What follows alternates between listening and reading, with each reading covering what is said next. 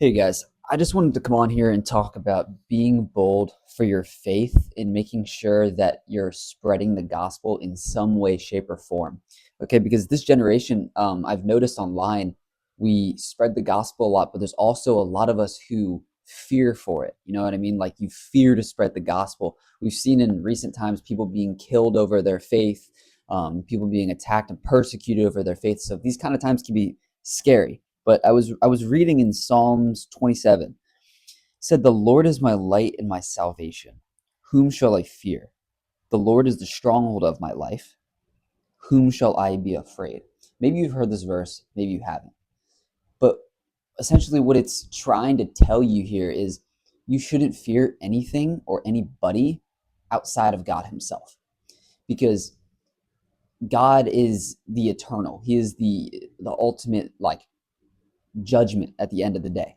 You know what I mean? Like people can have their opinions and thoughts about you, but people's opinions change. People's thoughts about you change. People caring to think about you and judging you goes away. It fades out. Like we cannot let the world and what people think dictate if we spread the gospel or not.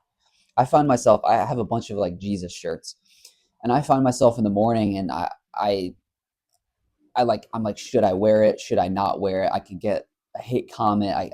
I may not get a hate comment, or I'll get someone who says they love it or they don't love it. Like I'll think about these things, and I'll let the outside world dictate me spreading the gospel, because wearing a shirt that says Jesus loves you or something is one of the simplest ways to spread the gospel.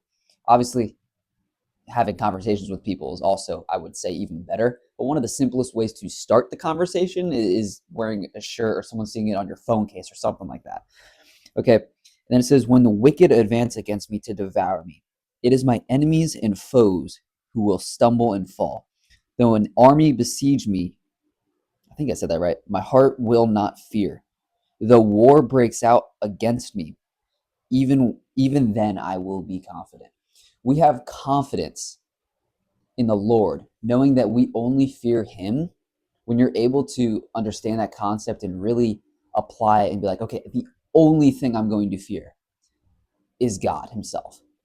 We have so much more confidence when when enemies swarm around you, when people online are dropping hate comments, when people in real life that you have beef with are starting beef again by texting you or talking to you or calling you names or something like that. You have so much more confidence. And let me tell you this, the minute you start changing things around to follow Jesus, you will be able to tell who's real in your life and who doesn't really care about you in their life. Because the people who don't really care are just going to start judging you and telling you, you're being weird now. You're doing everything wrong in their eyes. Like people will start turning against you, and you have to be okay and accept the fact that you will get persecuted. You will get judged by other people.